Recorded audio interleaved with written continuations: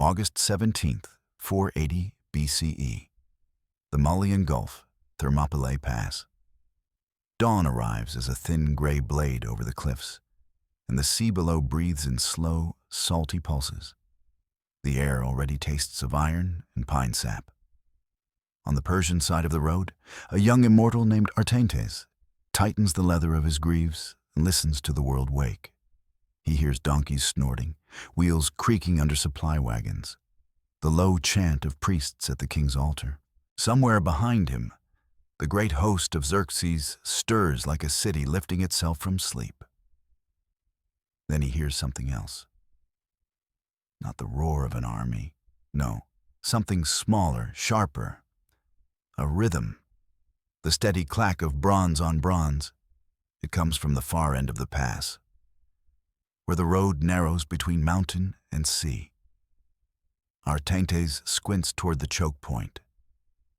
Through the faint morning mist, he sees a line of men barely thick enough to be called a wall. Their helmets are dark with old polish. Their long spears tilt like reeds in a stormless marsh. Their shields overlap so tightly he can't see daylight between them. But what unsettles him isn't their number. It's their calm. They are not praying, not shouting, not frantically digging trenches. A few are stretching their shoulders as if before a hunt. Another is combing his hair, laughing quietly at something a friend has said. Ephialtes has fought in Egypt, in Babylonia, in the revolts along the Indus. He has seen brave men. He has never seen men waiting for death like this. A horn sounds behind him. Persian officers stride forward, and the immortals gather their wicker shields and spears. Today, the king's patience ends. Thermopylae, the hot gates. The pass is a scar in the land. Steep limestone to the west, salt marsh and surf to the east. In places the road is no wider than a chariot. This is why the Greeks have come here. Not because they are many, but because the land makes few equal to many. At their head stands a king with a short beard and a red cloak pinned at his shoulder. Leonidas of Sparta. He is not alone. Around him are perhaps 300 Spartiate hoplites, full citizens of Sparta, men raised from childhood to fight in close order. Beside and behind them, more Greeks, Thespians, Thebans, Tegeans, Mantineans, Corinthians, Phliasians, and others, together several thousand. They have marched to Thermopylae to hold the road while the Greek fleet contests the Persian navy at Artemisium. If the pass breaks, all of central Greece lies open. Leonidas knows the terrain the way a sailor knows currents. He has walked the hot gates twice already, inspecting every angle. Steam rises where sulfur springs leak from the rock, and the wet stone glistens underfoot. The Spartans work in silence to repair an old wall across a wider section of the road, a low barrier of fitted stone. It isn't meant to stop a charge. It is meant to narrow the world even further. Across the pass, Xerxes waits. The great king sits on a throne of carved wood beneath a canopy. A view of the choke point framed before him like a stage. His army stretches into the distance. Persians, Medes, Scythians, Bactrians with tall caps, Saka horsemen in patterned trousers, Egyptians with long shields, Indians in cotton armor. Their bows are a forest, their spears a second one. They have crossed the Hellespont on pontoon bridges, marched through Thrace and Macedon, and arrived here expecting the last locks on Greece to snap. Xerxes has already sent envoys to the Greeks 2 days earlier with an offer: submit, surrender arms, be spared. Leonidas's reply traveled down the road like a thrown knife. Come and take them. The king did not order an assault at once. He waited. Some say he hoped the Greeks would see the size of Persia and scatter before blood was spent. Some say he wanted to show the empire that he did not rush into battle like a barbarian. For 4 days he camped, watching. For 4 days Leonidas did not flinch. Now on the 5th, Xerxes raises his hand. The first wave moves. From Artaintes' position, the immortal sees them go. The Medes and Scythians. Their officers shout in Old Persian, whips cracking behind the ranks to keep them steady. They advance not in a tight phalanx, but in the empire's usual style. A broad, flexible line meant to envelop and fire. It has broken cities from Susa to the Nile. It has never met a wall like this. The Greeks do not run to meet them. They wait until the road is stuffed with bodies and shields. Leonidas lifts his spear, a Spartan officer at his side. Dionychus, perhaps, calls a command in a hard Doric bark. Sandals scrape as the Greek line steps forward together, shields thumping into place. Spear points dip. The Medes crash into them. For a heartbeat, the Persians think the Greeks will give 3,000, maybe 4, against tens of thousands. But the front of the Persian line hits a surface that does not move. Bronze-faced shields lock. Long spears stab out in short, relentless thrusts, searching for throats, eyes, gaps under ribs. The Persian wicker shields splinter. Their shorter spears cannot reach past the Greek wall. Men in linen corselets are forced sideways by the press behind them, then pinned and killed. The pass amplifies every sound. The hammering of shield rims, the rasp of spearheads on armor, the wet, ugly shock of iron finding flesh. Shouts echo off the cliffs and return as a muddled roar. Artaintes watches, incredulous, as the first wave buckles. The Greeks step back, not in flight, but like a gate closing. They draw the Medes deeper, then surge again. It is a rhythm they have drilled for years. Advance, kill, withdraw, breathe, repeat. The narrow road turns Persian numbers into dead weight. Men behind cannot see the killing at the front. They only know the line is stalled, so they push harder, choking their own warriors against Greek spears. Xerxes leans forward, eyes narrowing. He had been told Greeks were brave but undisciplined, quick to rage, quick to break. Yet here they are, faces hidden behind cheek plates, movement cold and exact. The Medes fall back in disorder, leaving the road littered with bodies that steam in the morning heat. Xerxes' jaw tightens. His officers look to him for the next order. He raises his hand once more. A second wave goes in, and the hot gates swallow them too. The second wave hits the same invisible cliff. They are Persians now, not Medes. Men with scale armor that glitters like fish skin, with reed arrows bundled at their backs and short spears meant for sudden lunges. They come on with a roar that tries to fill the pass where numbers cannot. Their officers shout the king's name and promise riches for the first man over the wall. The Greeks answer with silence. Leonidas watches the rushing line the way a butcher watches a bull. He understands the Persian style. He fought Persians as a young man in the shadow wars of the Aegean, and he has learned this empire trusts distance and momentum. Arrows to soften, cavalry to unhinge, then infantry to drown what remains. But Thermopylae gives no room for distance, no room for cavalry. It is a door, and doors are held by bodies. Steady, one of the Spartans murmurs, voice muted behind bronze. Steady, comes the echo down the line. The Persians collide. The front ranks lift wicker shields and try to stab upward, aiming for groins, for unguarded thighs. They find only bronze faces and the solid push of a wall that shoves them backward. Greek spears dart out like striking snakes. It is not a duel. It is a harvest. The Persians' short weapons cannot reach through the overlap of shields. The hoplite spear, longer and heavier, has the advantage of the first bite. Every time a Persian tries to close, he is speared where armor is thin. Where the line wavers, the Greeks rotate men in a practiced drill. A Spartan with a splintered shaft steps back.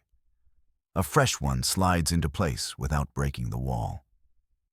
Behind them, helots and allied light troops dart forward to drag the dead and wounded away, so the road does not become a ramp for the enemy.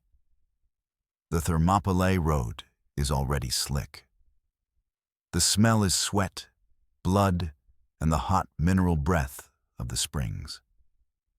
Ephialtes stands among the immortals, and the scene makes his throat go dry. The Persians are not cowards. He knows that. He has seen them fight lions for sport. But here their bravery is being spent like coins tossed into the sea. A messenger runs to the king's platform, breathless. Xerxes listens, eyes icy.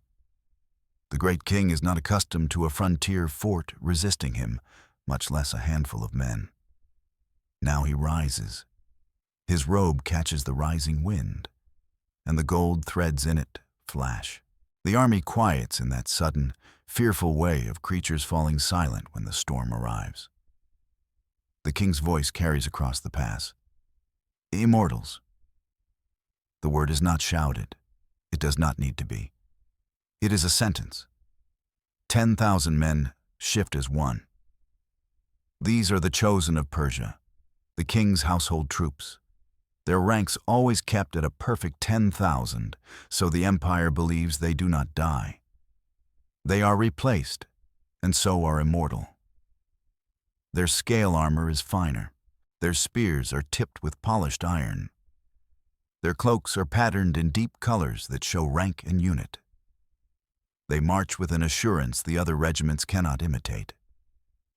Hydarnes, their commander, rides at their head.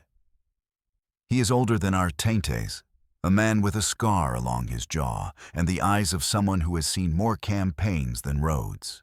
He reins in beside the immortal ranks and looks down them like a carpenter checking straightness.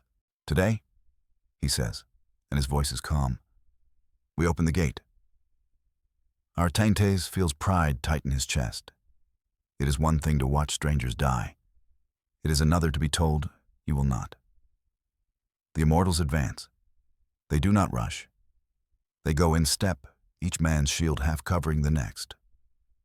Their front ranks carry spears, but behind them are archers ready to loft arrows over their heads. Hydarnes intends to use the empire's combined arms, even in the narrowest battlefield. The first arrow volley darkens the air. It is a beautiful thing, in a cruel way. Shafts rising, curving, whispering down like sudden rain. But the Greeks lift their shields, and the arrows hiss and clatter off bronze and wood. A few find gaps. A Thespian jerks backward, arrow through the neck. A Corinthian stumbles, pinned in the thigh.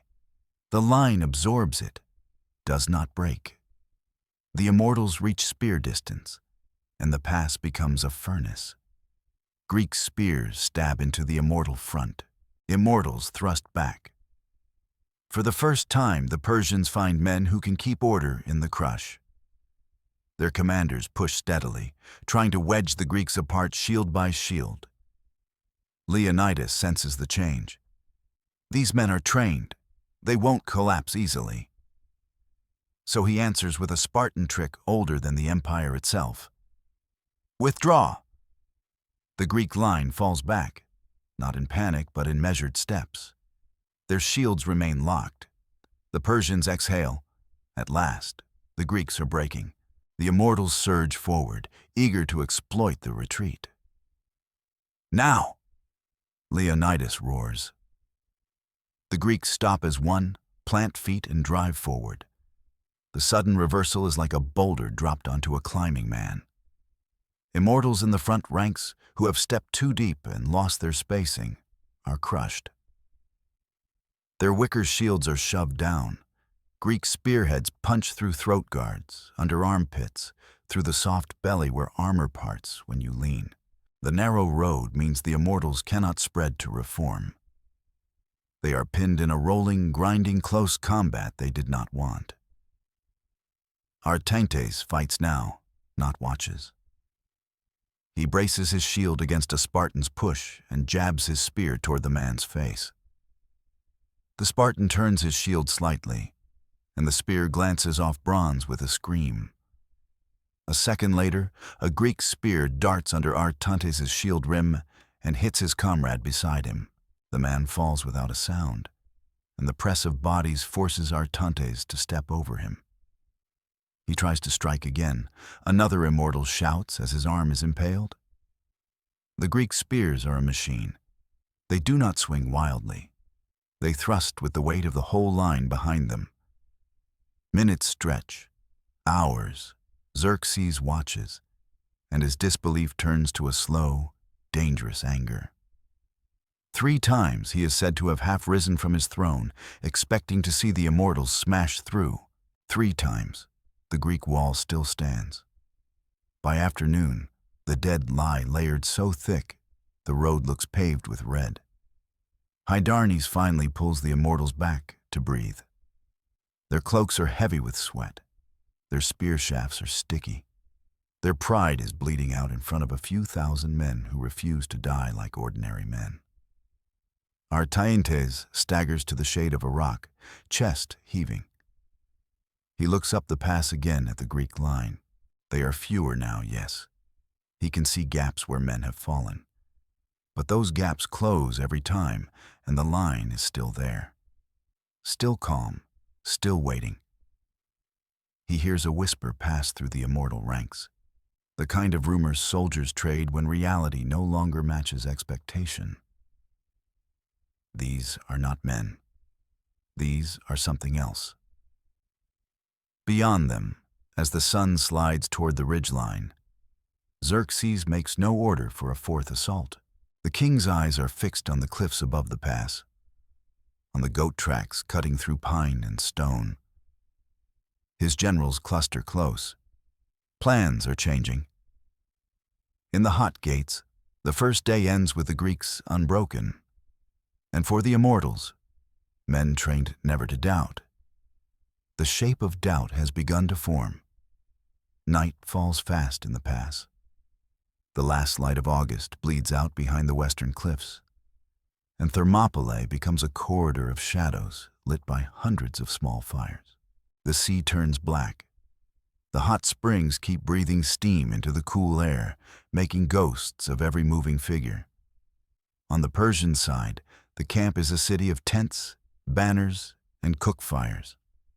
The smell is lamb fat, smoke, and the sour sharpness of blood drying on armor. Outmatched sits with the other immortals near a low fire, the heat of it not even close to the heat still trapped in his bones. The men clean their spearheads with oil and cloth. They speak quietly, not because they fear spies. No Greek sword could reach this far in the dark, but because something about today has bruised their confidence. One of them, a broad-shouldered man named Vahush, holds out his shield. A Greek spear has punched through the wicker and torn a ragged hole big enough to see through. They fight like a door, Vahush mutters, not like an army. Outmatched nods, eyes fixed on the hole. Doors don't walk forward killing men. A third immortal snorts softly. Then we bring an axe. But the laughter dies quickly. They all remember how the axe felt today, how the Greek line swallowed every blow. Across camp, Hydarnes meets with the king's inner council. Outmatched can't hear what is said, but he can see the posture. Generals leaning in, hands moving in small, controlled gestures toward the cliffs and the coast, toward the narrow strip of road that seems to mock the empire's mass. Xerxes listens without expression, a living statue in lamplight. Occasionally, he lifts a hand, and a scribe marks something on wax. Somewhere nearby, priests slaughter a bull for omens. The animal's low, dying bellow carries through the camp like a warning. On the Greek side, Leonidas walks among his men in the darkness. He does not speak long speeches. He doesn't need to. The Spartans are eating barley bread and onions, chewing slowly, conserving strength. If a helmet is dented, a man taps it back into shape with a stone. If a spear has splintered, it is replaced from the dwindling stack behind the wall. The allied Greeks watch the Spartans with a mixture of awe and fear. Many of them have never seen men take killing this calmly. The Thespians, who have no wall of iron discipline drilled into them since childhood, ask the Spartans questions in low voices. Is it always like this? When the enemy is so many? Do you ever feel fear? A Spartan, older, with gray at his temples, shrugs. Fear is a thing you carry, like your shield. If you drop it, you die. Leonidas stops near Dianekes, who sits cleaning blood from under his nails with a knife tip. How many? Leonidas asks. Dianekes tilts his chin toward a small pile of broken Persian arrows.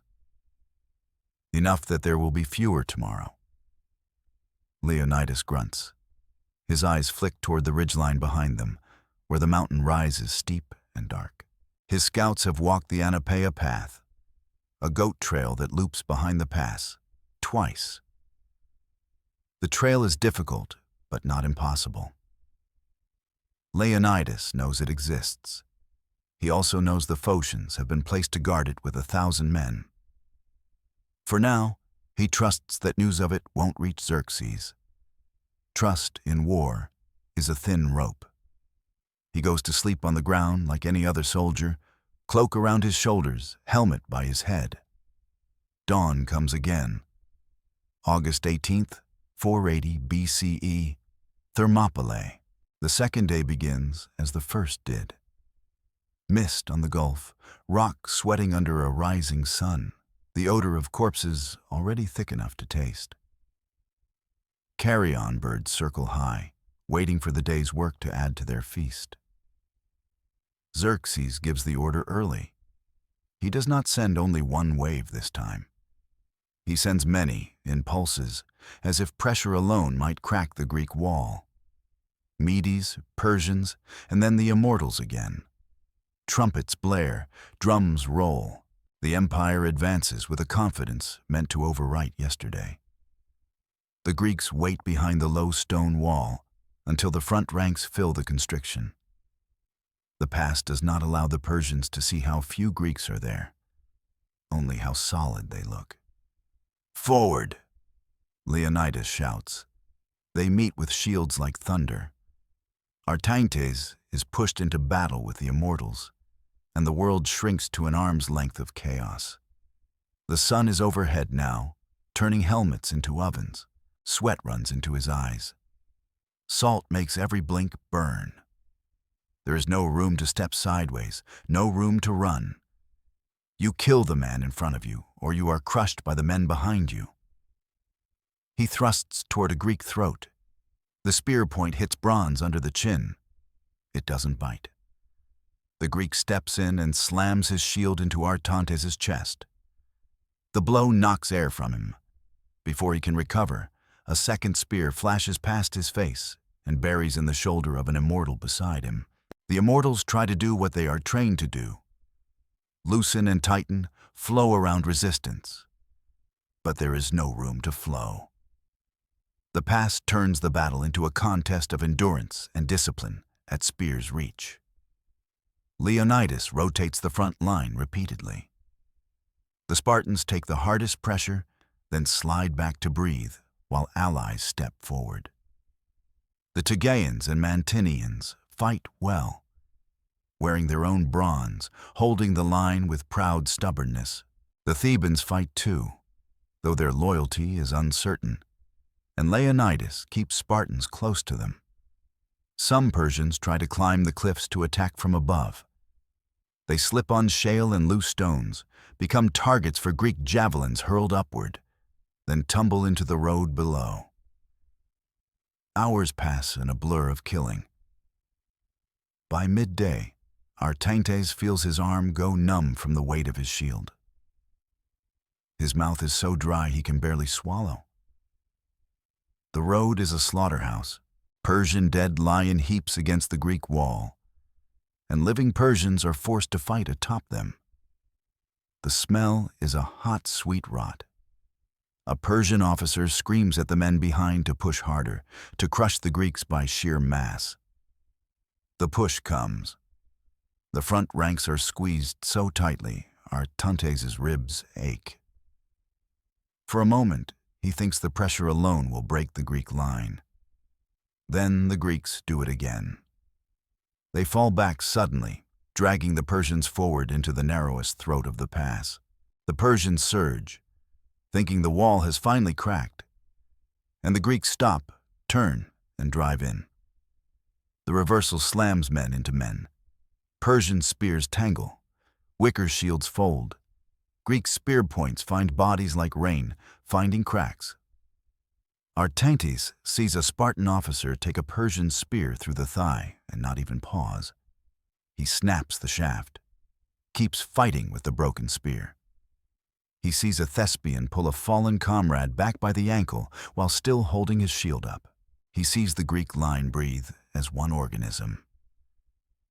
In the afternoon, Xerxes sends the immortals forward in a concentrated push. Hydarnes riding behind them, shouting to maintain spacing. It is the best he can do in a space that allows no strategy beyond brute order. They reach the Greek wall, and still it does not move. Xerxes' face hardens into something almost unrecognizable. The great king has thrown the elite of Asia, men who defeated Egypt, Lydia, Babylon, against a few thousand Greeks. 2 days of blood. Nothing gained. As the sun begins to lower, a runner arrives in breathless haste from the foothills. He is a local man, thin, dusty, eyes bright with the fear of someone carrying dangerous truth. He is led swiftly to Xerxes' tent. Artaintes is too far away to hear the words, but he sees the change ripple through the officer corps, the way heads turn, the way Hydarnes straightens, the way Xerxes steps out into lamplight and stares, not toward the past now, but toward the mountains behind it. Something has been offered, something hidden. The second day ends as the first. The Greek wall still standing over a carpet of Persian dead. But tonight, Persian certainty has found its answer. There is another road. The runner's name is Ephialtes. He is a man of the Trachinian hills, a local who knows every goat track and shaded spring in this country. In the Persian camp, he stands small beneath enormous torches, his hair matted with dust, his eyes darting between guards and officers. He smells fear on himself like sweat. He has come not with a sword, but with a promise. Xerxes hears him out in silence. Ephialtes speaks of a path, Anapaia, winding up through oak and pine, across the spine of Mount Kalidromos, then down behind the Greek position. A road the Persians could use to place men at the Greeks' rear. A road guarded, yes, but lightly. He offers to lead them. Why? In later years, men will argue about it. Greed for reward, resentment at Sparta, a petty quarrel turned fatal. The twisted calculation of a man who thinks winning means survival. But in this lamplit moment, it doesn't matter to Xerxes. All that matters is the door now has a back. The great king turns to Hydarnes. "Take your men," he says simply. Hydarnes bows, fist to chest. The immortal commander is a soldier. He does not ask why a local traitor appears exactly when needed. Empires learn to accept useful accidents. Before midnight, the immortals are moving. Artaintes is among them. They leave their campfires and music behind and march into the foothills under a moon thin as a chipped blade. The air is cooler here, resin sweet, and the ground rises sharply. Their sandals crunch on gravel. Cloaks whisper against scale armor. No torches are lit. Hydarnes wants silence and surprise. Ephialtes goes ahead with a few guides, stepping lightly as if the mountain were his own house. As they climb, Artentes feels a different kind of fear than the pass gave him. In the hot gates, fear was a wall pressing in from every side. Here, fear is a void. The forest is black. The path is narrow, wet in places from unseen springs. Pines sway overhead like long arms. Every crack of a branch sounds as loud as a spear snap. The immortals are good at this kind of march. They have tracked rebels through the Zagros, crossed desert ridges in winter winds, moved without light through enemy territory. But Greece is not Persia. The mountain feels older, wilder, full of eyes. After hours, the trail levels out. Ahead, through the trees, faint firelight flickers. Phocian sentries. Leonidas placed about 1,000 Phocians here to guard Anopeia, not because they were the strongest, but because this was their country and they knew its approaches. They have built a rough breastwork of stones and logs. Their camp is quiet, men sleeping with spears near hand, a few awake watching the darkness. A twig snaps beneath a Persian foot. A Phocian head lifts. Another.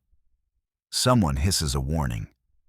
Then, like a deer bolting at the scent of wolves, the Phocians scramble for arms.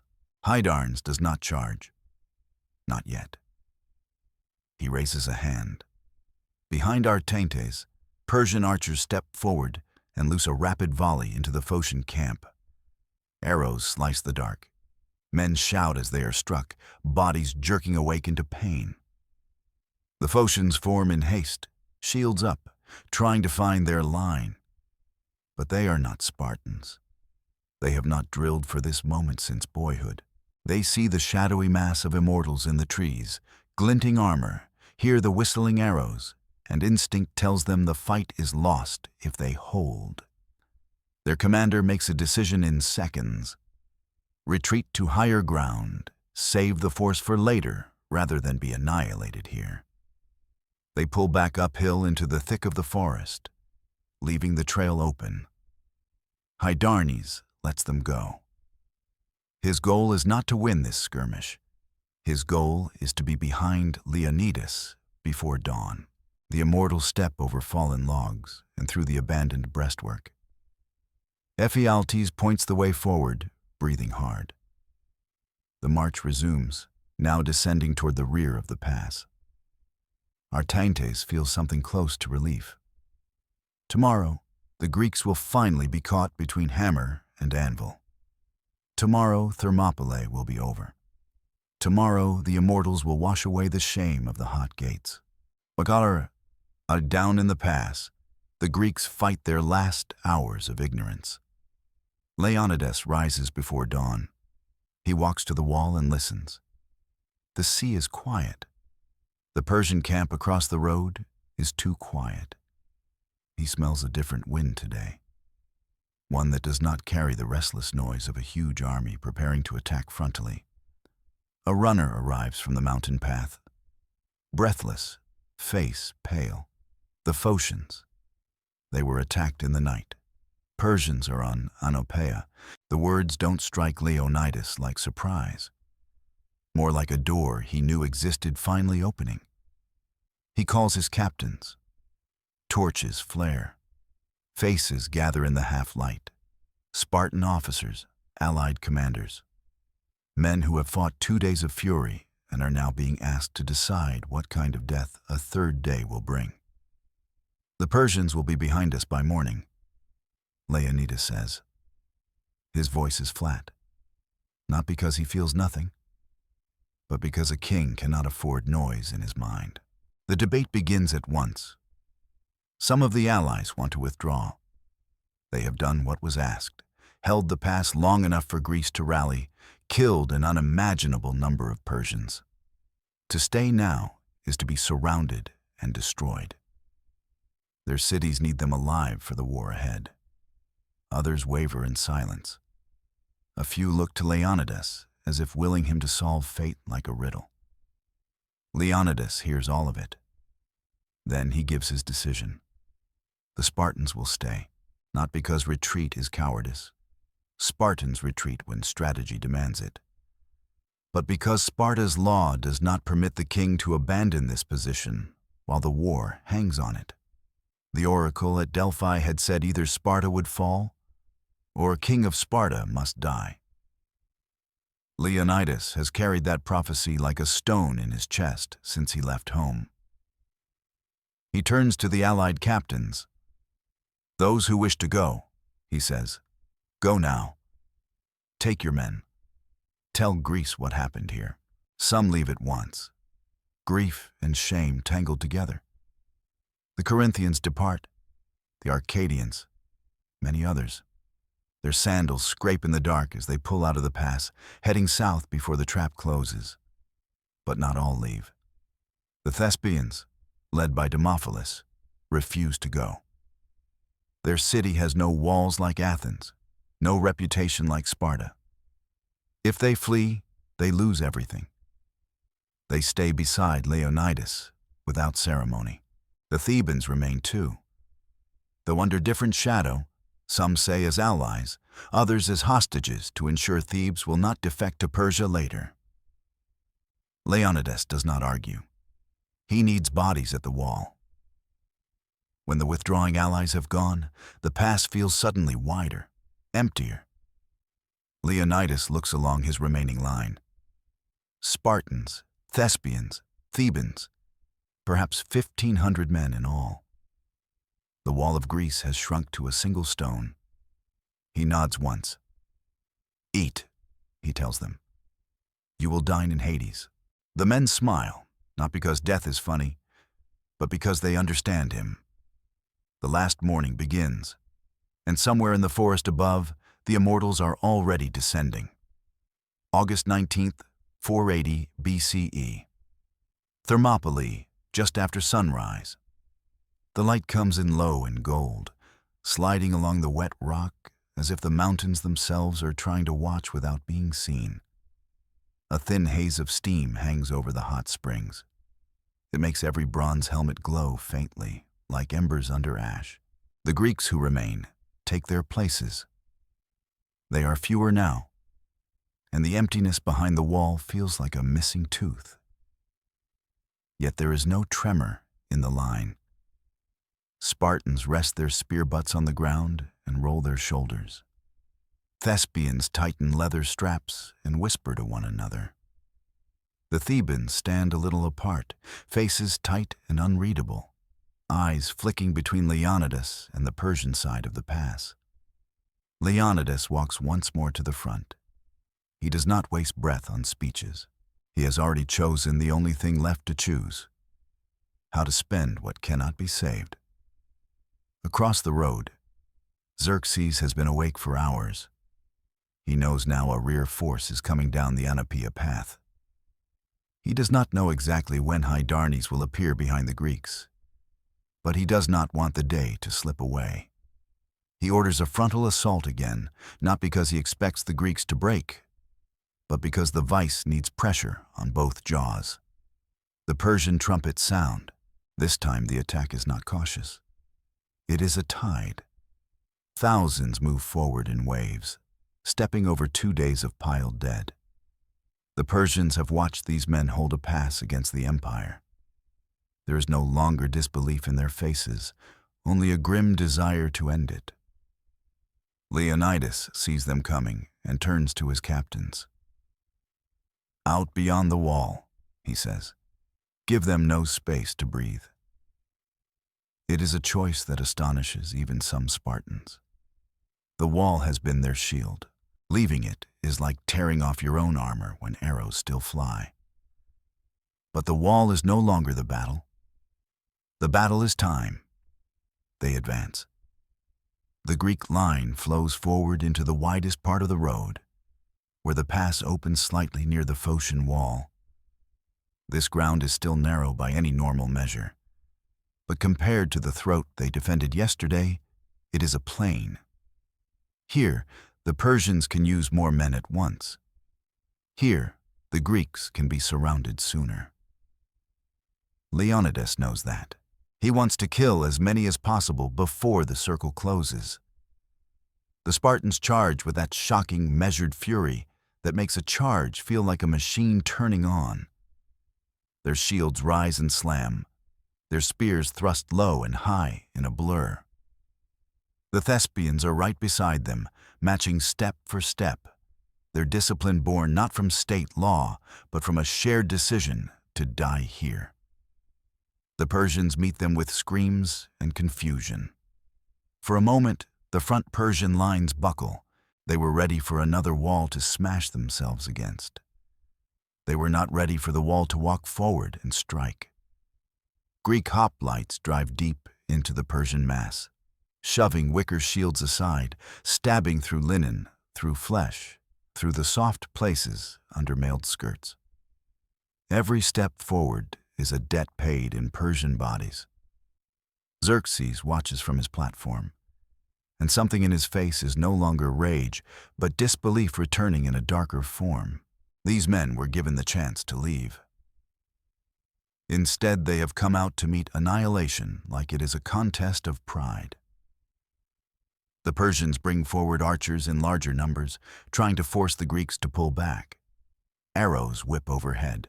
They thud into Greek shields. A Spartan at the edge of the line staggers as a shaft finds his calf. He bites down on pain and keeps his place. Another arrow punches into a Thespian's shoulder and lodges.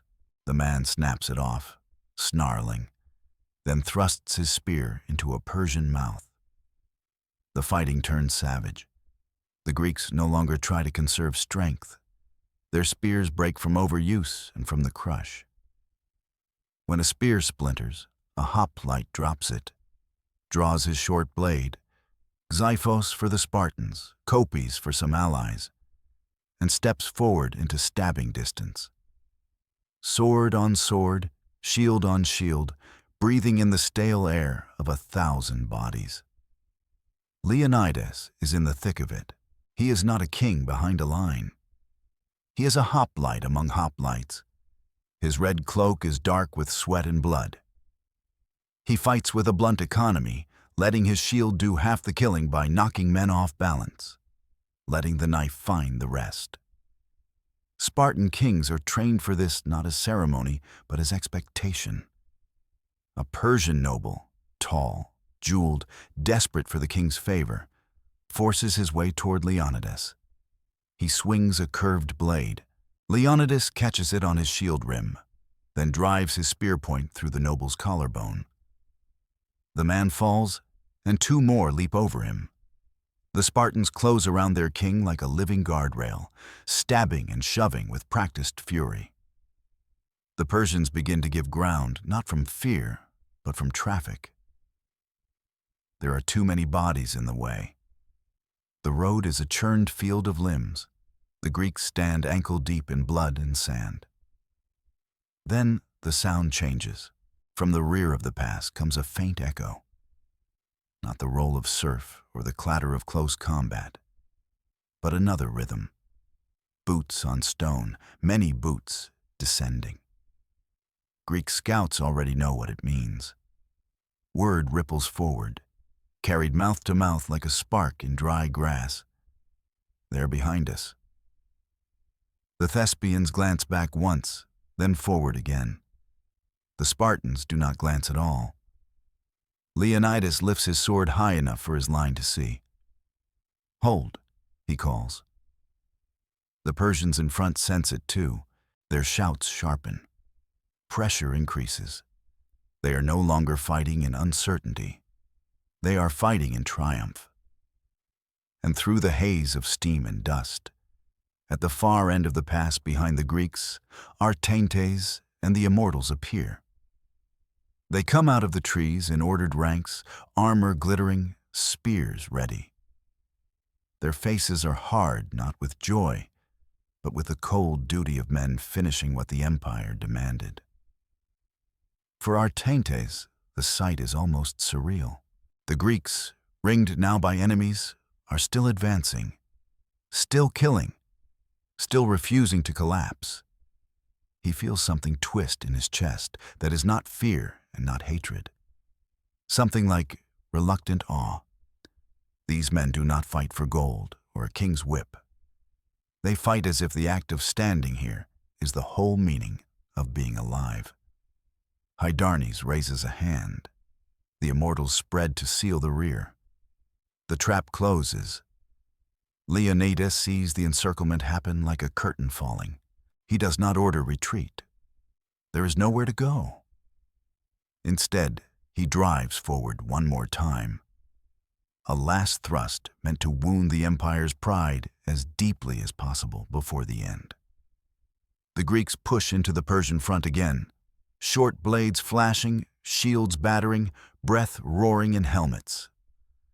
The Persians press from both sides now, a tightening coil.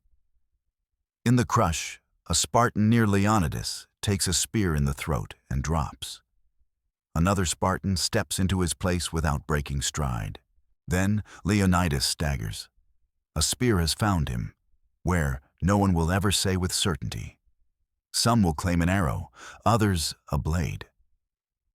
But in that instant, the king of Sparta drops to one knee, his helmet tilting, his shield falling from his arm. The line around him jolts. For a heartbeat, time seems to stop.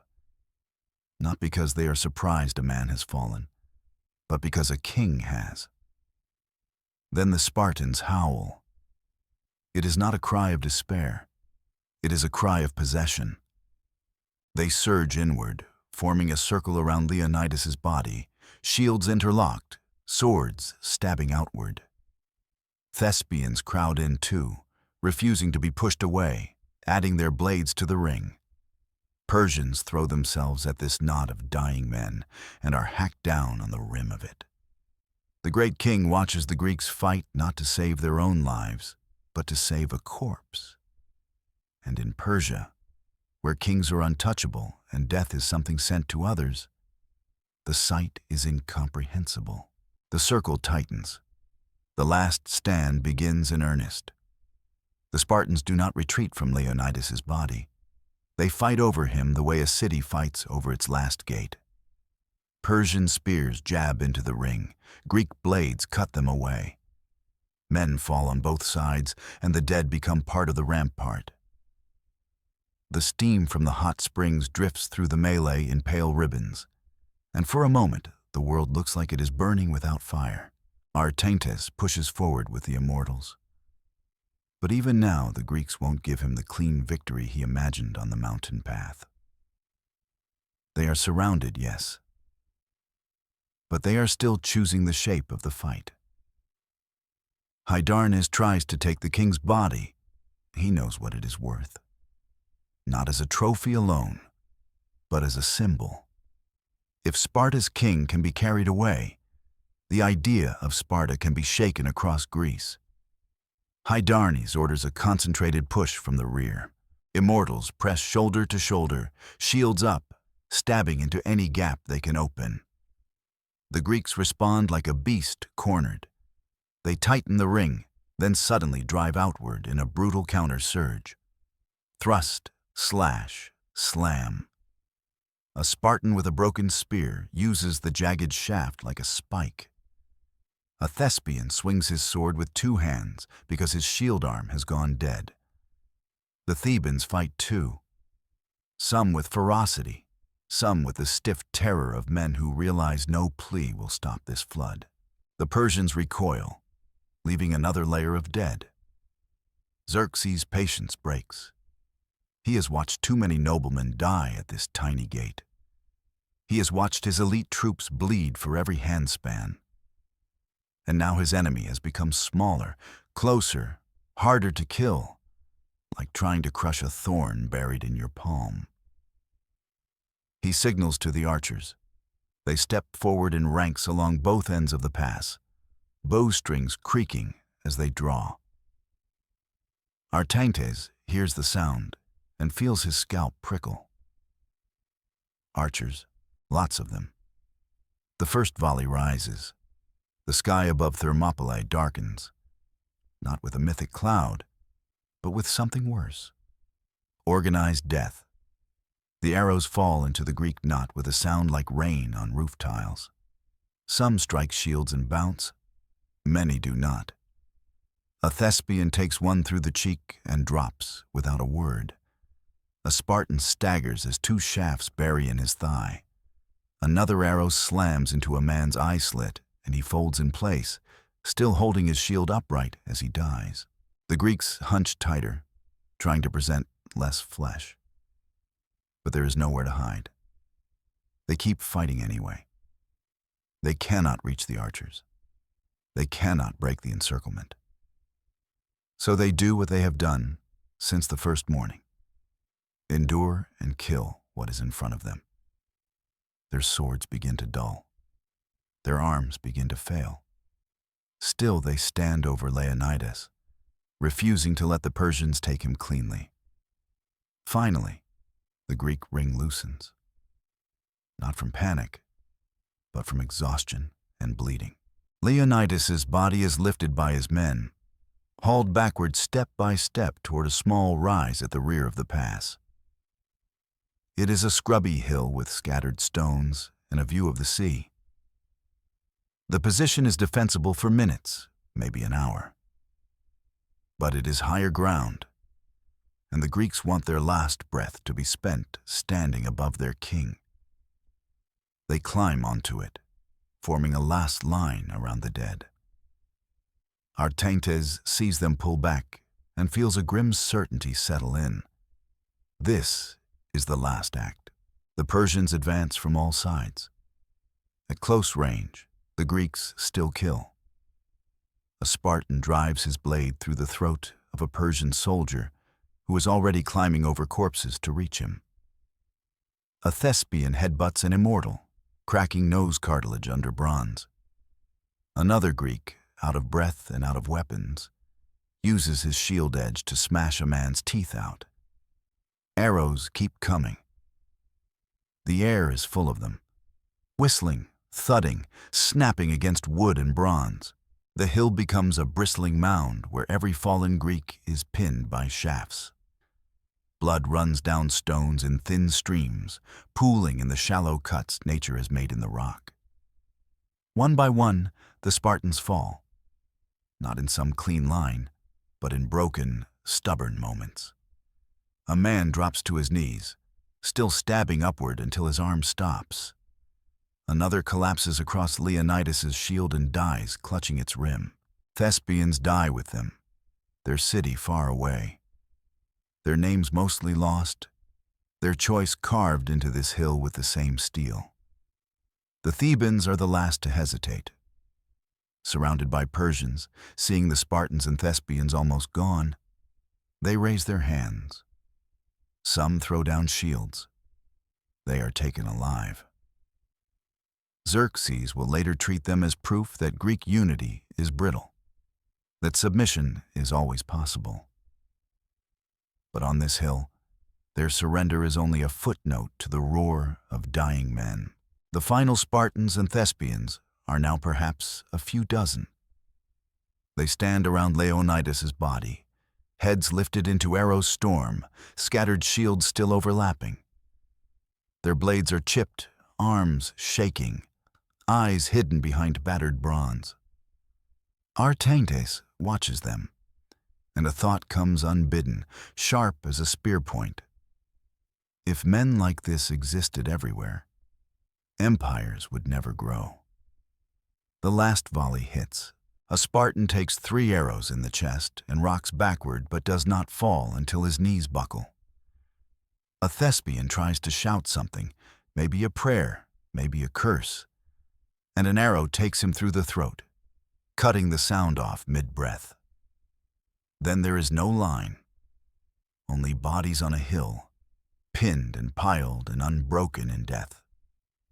The pass goes quiet, except for the surf, and the crackle of Persian torches as they move among the fallen. Hydarnes steps forward first. He orders the immortals to recover their dead in silence. Artantes walks among the Greek corpses, eyes drawn again and again to the way they lie. Faces toward Persia, hands still curled around sword grips. Xerxes approaches the hill. He looks down at Leonidas's body and at the ring of men around him. The great king has won. The road is open. Greece will burn. And yet the victory tastes strange. Because for 3 days at a place called the Hot Gates, the empire learned something it had not expected to learn from a few thousand men. That discipline can outweigh numbers. That courage can become a weapon. That some enemies cannot be frightened, bribed, or rushed. They can only be buried. Later, the Persians will cut off Leonidas' head and raise it on a spear. It is a message to Greece. This is what happens to kings who defy the great king. But another message escapes with the surviving Greeks who fled south. They will tell of Spartans who laughed in the face of arrows, of Thespians who refused to abandon strangers, of a past that became a legend. And long after Xerxes' army marches on to sack Athens, and long after Salamis and Plataea turn the war, Thermopylae will remain what it was in those 3 days. A narrow road where men proved that disbelief is not the same as defeat.